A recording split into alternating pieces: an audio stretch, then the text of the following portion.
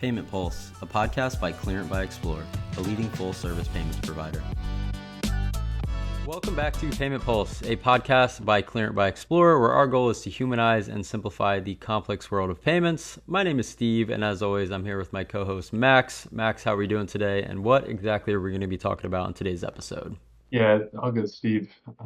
Today's topic is really one that all merchants, platform providers, and software partners really need to hear about. That is the true cost of a poor payment experience. So, Yeah, exactly. Um, we all know a smooth, seamless checkout builds loyalty and revenue, but also, what happens when it breaks, or maybe it's not up to par with the competition. Well, today we're going to unpack the hidden expenses, customer fallout, and long-term impacts of a subpar payments journey. And then we're going to dive into how, modern platforms and technology can really turn those costs into opportunities. So let's set the stage, Max. What can you provide from a data perspective that is really going to highlight the importance of this topic? yeah, I mean, the numbers speak for themselves. As of July 2024, so 8 months ago, 74% of online shopping carts were abandoned before purchase. That's a roughly 70% increase from a year earlier.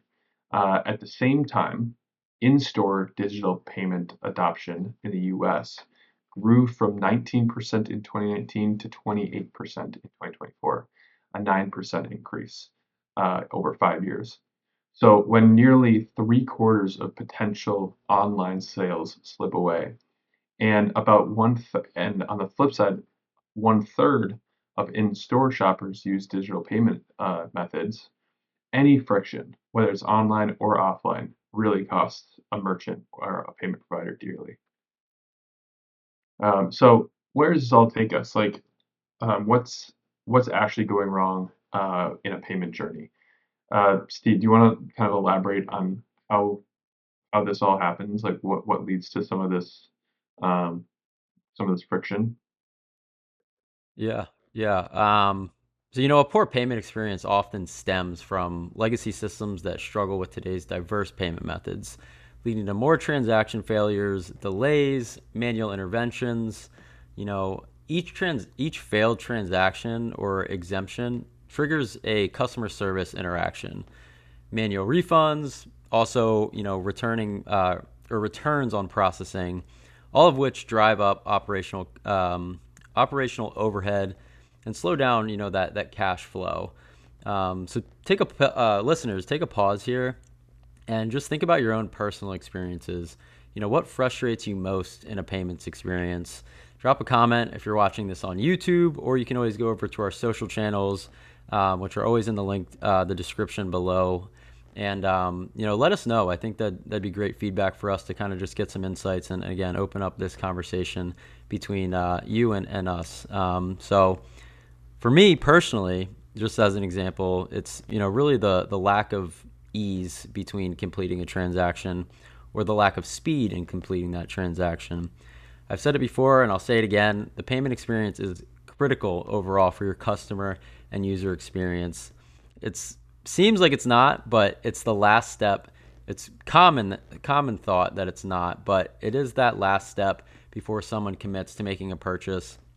And, it can be really the make or break for a completed sale. So definitely something to pay attention to. Yeah, yeah. I mean, for example, I can think of a handful of apps where um, I know when I step into that app or when I go into a certain type of store, it's just going to be really easy to transact, and that makes all the difference. Whether it's like a one-click pay flow online, or me just stepping up to a terminal and or a POS system and just knowing that my phone's going to be accepted, is huge. So, um, just from a consumer standpoint, it's why I know to look out for certain stores or certain merchants. Um, and I also just don't really worry about my transaction ever failing. So that's a big part. Yeah. Yeah, when a payment can't be completed seamlessly, every workaround for businesses is going to add complexity and costs, both in staff, the time that it takes, which ultimately is a a monetary expense, obviously, as well. And it really diminishes the customer satisfaction, kind of as you mentioned. So when you have the places that it works really well, you continue to go back to them for uh, various reasons. The payment piece is also one of them, especially if you're dealing with, one business that sells the similar product as another business. That payment experience does matter in the customer satisfaction overall. So, Steve, let's quantify it. Like, what are the real world impacts on both an operations team and from both an operations standpoint and a customer loyalty standpoint for a bad transaction experience? Yeah. So on the operational side, let's think about ACH, right? Like ACH returns alone can add huge amounts of delay, whether that be days or weeks, working on chasing down those funds, reconciling accounts as well, and keeping, updated records. And then you start layering things like chargebacks, manual refunds, and, potentially higher call volumes to your support teams or to your business. And those costs can, really quickly multiply.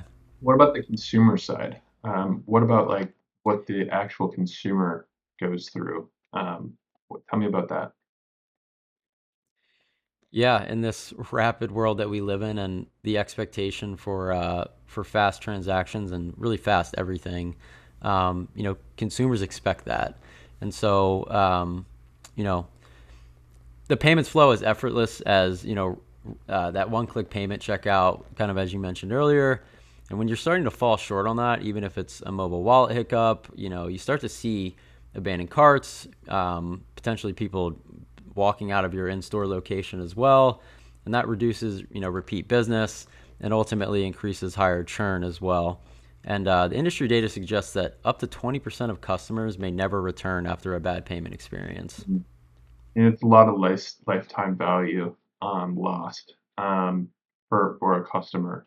And you know, from the point of view of from a finance point of view, if you're a small business owner, your whole for a lot of small businesses out there, those listening, they know that having a lifetime value customer um, and trying to extend that lifetime value as far and as long as possible is huge and paramount. And so any negative word of mouth can really put a squeeze on that lifetime value of your customers.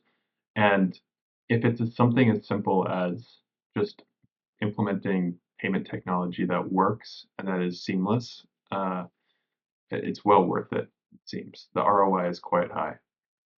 Okay, so let's flip the script a bit. Um, how should listeners build like a modern payments ecosystem, and what should they look for in a payments partner so that they can avoid these types of hiccups?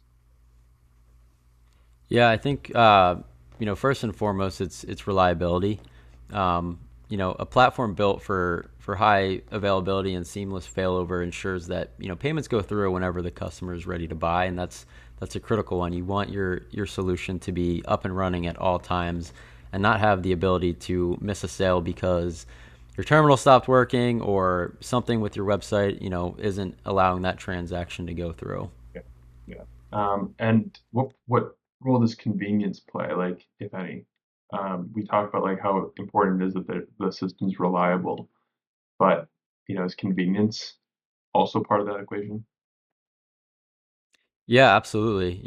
Consolidating all of those preferred methods that we as consumers have our personal preferences towards is critical. And so having that all in one integration means, you're never going to miss that sale because the options are there.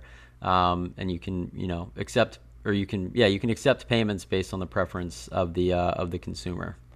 And one thing that small businesses and any business really has to deal with is like the exceptional cases, right? Like where there's you have to adjust how you do business to manage a customer. Tell me a little bit about that piece. Yeah, automated exception workflows and self-service tools, especially the self-service tools, can really cut down on that manual intervention by as much as 40%. And that saves, a lot of time, again, from an operational perspective, because that's where, you're going to feel a lot of this impact is the employees trying to solve and solution for these problems.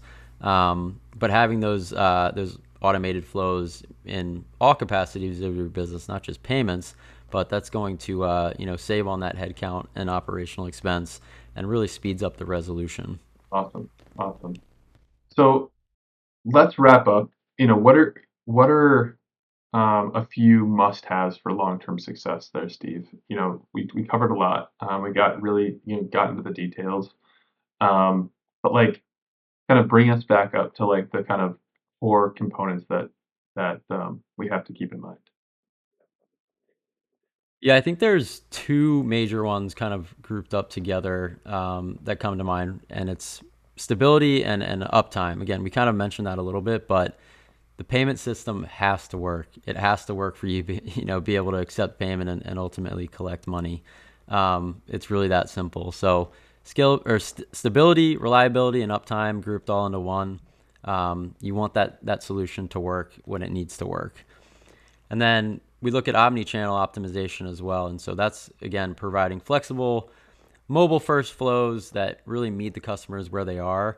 And you're providing methods of payment acceptance that, again, is going to meet the preferences and the desires of the consumer that you're targeting or working with. Awesome. That's awesome. Well, that's that's a great final spot. Any last thoughts to keep this keep this tight and short? Yeah, again, really just to summarize it here, the cost of a poor payment experience goes well beyond just the loss of a single sale. It taxes your operations. It really tarnishes your brand reputation as well, and getting people to, continue to build relationships with you and be long-term customers. We know how hard it is to get a customer as opposed to keep them long-term. And so it's really critical that you can make that best first impression, if you will, by investing in a modern, reliable platform that, it's really not just operational, but it's an essential piece of your business. Awesome. So, I mean, I guess if you're a merchant, if you're a software provider, we've covered a lot of just do's and don'ts. But if you're ready to take that next jump, if you're ready to lower, total cost of acceptance, delight your customers, all that jazz, visit Clearent by Xplor at clearent.com. We have plenty of people who are ready to discuss how we can be of service, whether you're a merchant, whether you're a payments provider, whether you're a software provider.